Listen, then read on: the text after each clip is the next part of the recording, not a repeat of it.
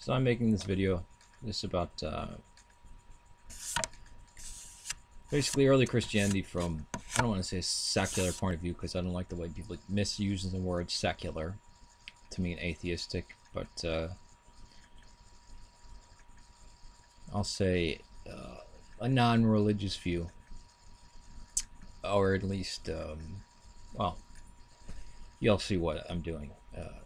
And the reason I'm doing this is many people say Matthew, or not many people, I had seen somebody say Matthew was the first gospel and it was just taking bits and pieces. It was just a copy of the Old Testament and it was done as a hoax. And then people didn't understand that, and then they started writing their own gospels, and then that's how Christianity began. And then I saw another one saying, and this was on the guy who wasn't there, that they were writing about a character that was lived 100 years before the Jesus that we are talking about, and was died in a battle. No. Now, from me loving history, that's the first love of my life, basically, and still is one of the most important things to me. I'll give you the view that I had before I was Orthodox or really interested in Christianity. I mean, I was always interested in Christianity as a movement, but I mean, I thought it was corrupted and lost, basically. So looking at what we have from the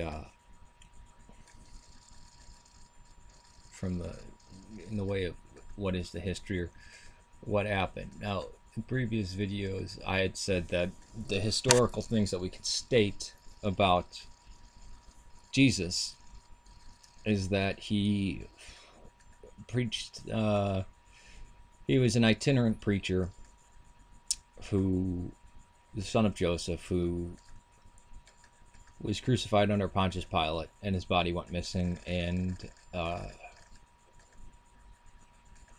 his followers thought he was the Messiah or some type of divinity, and went out preaching his message. So let's look at what we have. Now this is not necessarily what I believe currently, but what I had believed for a while. We have Mark and John as the first Gospels. People will disagree with me on John, so I'll suspend that one. But why can't these things be Jesus was a character 100 years before? Or they were basing this fictional tale off of Matthew. That's highly problematic because nobody ever believed that. No critic of Christianity had even mentioned. I mean, that would be an easy thing. The guy didn't exist, right? Didn't exist. The harshest critics of Christianity said, look, he did exist. We know where he's at in history. He's so recent. We know this guy. He was put to death. Why? You can't claim he's a deity. I mean, the gods of Rome and Greece were in the ancient past. So they thought it was ridiculous that you'd take somebody who, we know who this guy is. It's just, we know where he lived. He died, and they thought it was obscene and stupid. It's like me saying Mayor Daley is the son of God. They thought it was just ridiculous. So recently, you're saying the start of your religion is extremely recent, because even the recent religions would say, oh, it's secret knowledge from, you know, and the in vogue cults would be from the East, because, oh, this is why you didn't hear of it. It's from the East. Mithraism. Point, you know, Mithraism and cult of Serapis, which was using Isis and all, you know, this ancient stuff, at least attributing it to ancient gods and goddesses. This was the allure of Manichaeanism. which was an early heresy of Christianity, which blended it with Buddhism and Zoroastrianism. So you have Mark, and this is where the German scholars notice Q, Quella, just meaning source. Because Matthew and Luke were using Mark as a template and this other source that they were drawing from. And they weren't copying off each other. Matthew and Luke were not copying off each other. Now, some people try to say, oh, Mark was later. It's a 2nd century work or something like this. No. When I say people, I mean not scholars. I mean people on YouTube. How would you have the technology or the knowledge to look at Matthew and Luke and know where the improvements were at and take out just the right stuff to fool every modern scholar? I mean, we know when these types of things are done and saying, oh, it's this person screwed around with this. Even the people of the Jesus Seminar, John Dominic Carson, Marvin Myers, all these people will say no. I mean, these are people heavily critical of Christianity, heavily. I mean, on the point of being just obscene and unskeptical, and I would say they do become unskeptical. Point.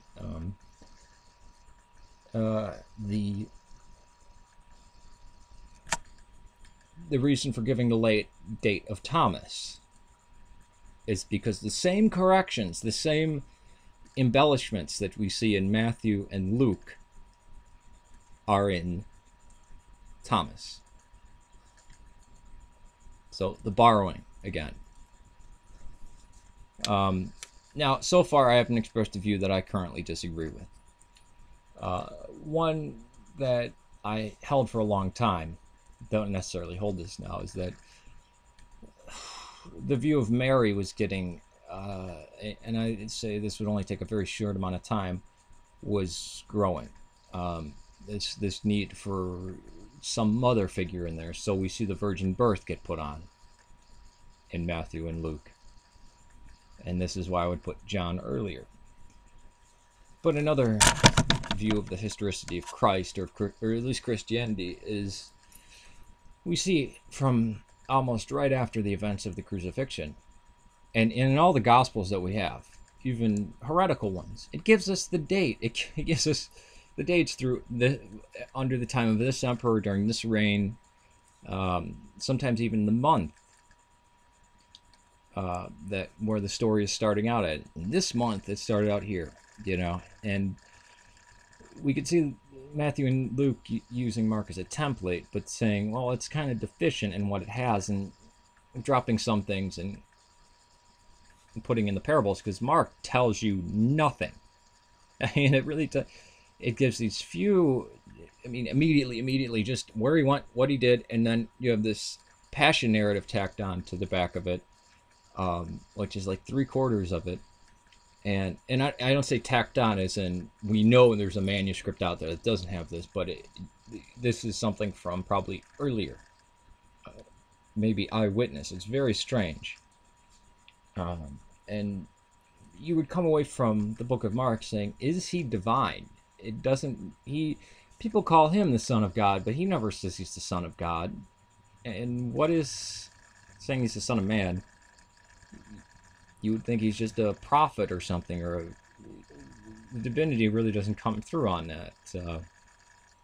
And while yes, Matthew and Luke do push more of his divinity, you still come away scratching your head. Is he human? Is he divine? What's going on with this?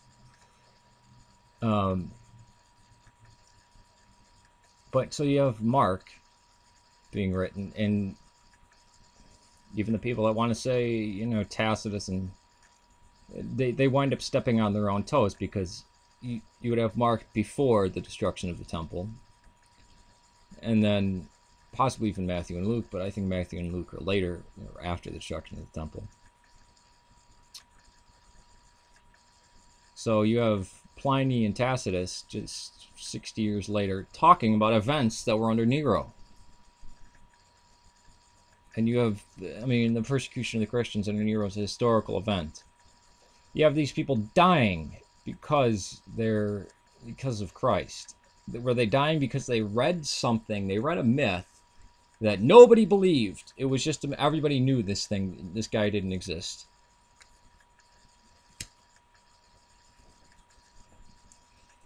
And even earlier persecutions of the Christians.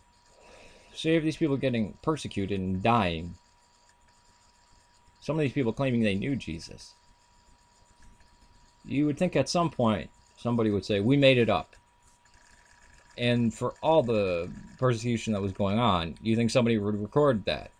Oh, look, Andrew, under duress of torture, finally said, we just made it up. And again, you would have to say, well, what did they gain from making it up?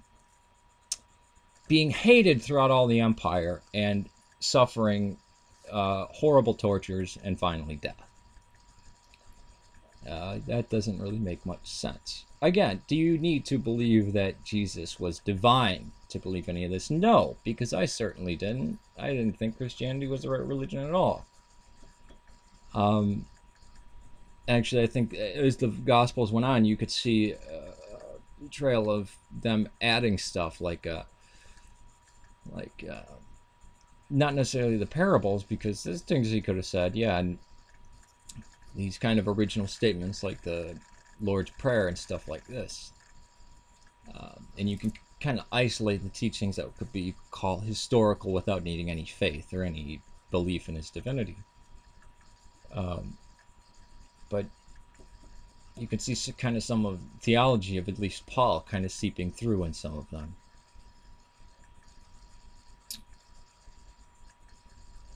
But even the writing of this stuff, I mean, somebody had said, oh, well, there's no, oh, in passing somebody mentions him. You know, you think that, Mara Bar Serapion. I mean, it's ridiculous. And then the Jesus living around the mid 30 AD, that date of him living around there, or at least dying around that time, under crucifixion under Pontius Pilate. And then his body, nobody seems to know where it went. And the apostles were being accused of stealing it. And then that's the spawn of this new cult called, cult I mean just suppressed religion or devotion towards of Jesus, spreads like wildfire throughout the empire. That's what we can say about it. Again, there's nothing to, in one speaking Middle East, apart from religion, about history. It was, oh, virgin birth happened and he said this here and did this there. Another kind of damning thing towards these people, these mythicists, is the fact that a hell of a lot of geography is mentioned and certain things that are done, that just like the watchtowers and the vineyards, which were said, oh, look, this proves it's from medieval times, that, you know, modern scholars would say, until they started digging up Israel after 47 and they find these things. Oh, wow. Somebody would have to know about this before they had to be written before 70 AD, because that's when this stuff gets wiped out and gets thrown under rubble. Or Acts, you could say it's embellished and that it's changed, but the description of these places that would then get covered over or destroyed match up perfectly. You can walk basically the book of Acts.